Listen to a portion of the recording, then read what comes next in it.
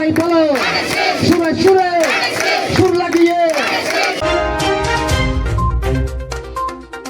চট্টগ্রাম ৪ সংসদীয় আসনের বিএনপির মনোনীত ধানের শীষের প্রার্থী লায়ন মোহাম্মদ আসলাম চৌধুরীর সমর্থনে নগরীর আকবর শাহ নিউ শহীদ লেন এলাকায় বিভিন্ন শ্রেণী পেশার মানুষের সাথে উঠান বৈঠক করেছেন ৯ নং উত্তর পাহাড়তলী ওয়ার্ড যুবদল ও ছাত্র দলের নেতৃবৃন্দরা।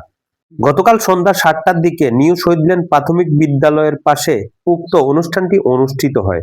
অনুষ্ঠান শুরু হয় ৯ নং উত্তর পাহাড়তলী ওয়ার্ড যুবদলের সাবেক যুগ্ম আহ্বায়ক দেলোয়ার হোসেনের সভাপতিত্বে।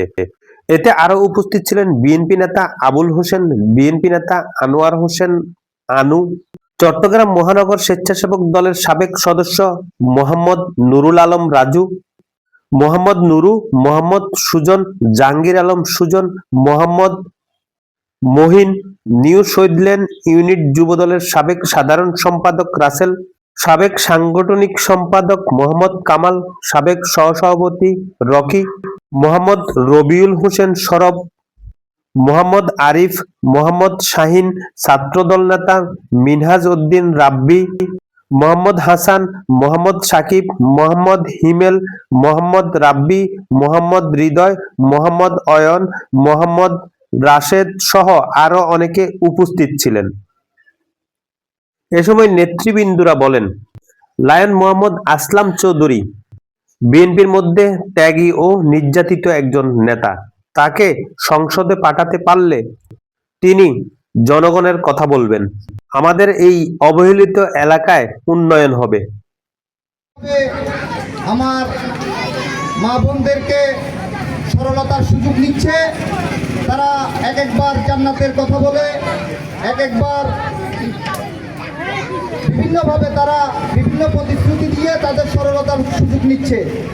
আগামী 12 তারিখ যে নির্বাচন হতে যাচ্ছে, তাদের প্রথম প্ল্যান এবং তাদের প্রথম প্রোগ্রাম হচ্ছে আমার মা বোনদেরকে নতুন বোরকা দিয়ে তারা ওদের নিজস্ব কারখানায় ছাপানো কিছু ভোট পেপার, যেটাতে আপনার ভোট দিবেন সে ধরনের কিছু পেপার তারাও ইতিমধ্যে সংগ্রহ করে রেখেছে।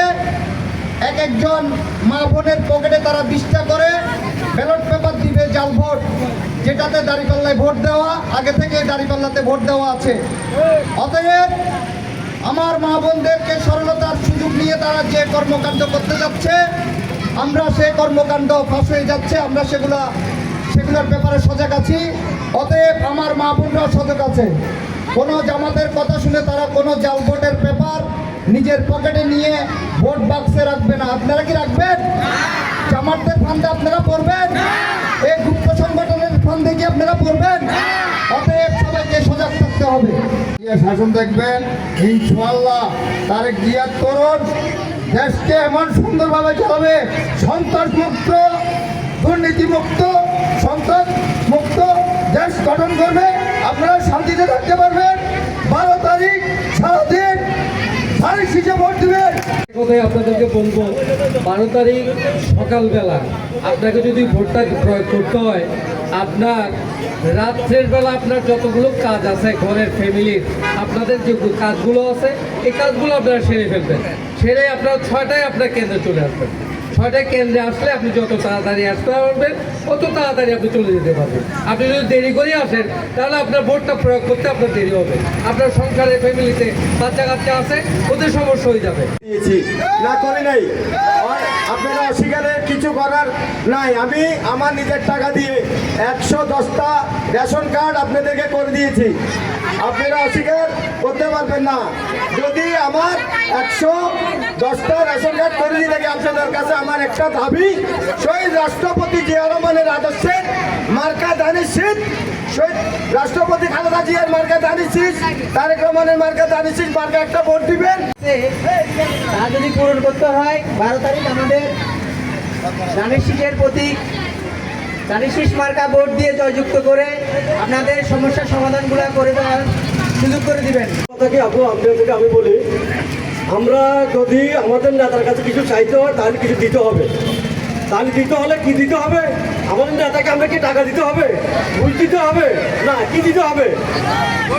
আমাদের কি দিতে হবে? আমরা আগামী 12 তারিখ আমাদের কেন্দ্রকে আমরা যদি জিতেতে পারি, তাহলে আমরা আমাদের নেতাকে বলতে পারবো যে আমাদের কেন্দ্র আমরা জিতেছি। আমাদের বলো আরো জোরে জিকির করো, শিওর শিওর, এবার শিওর।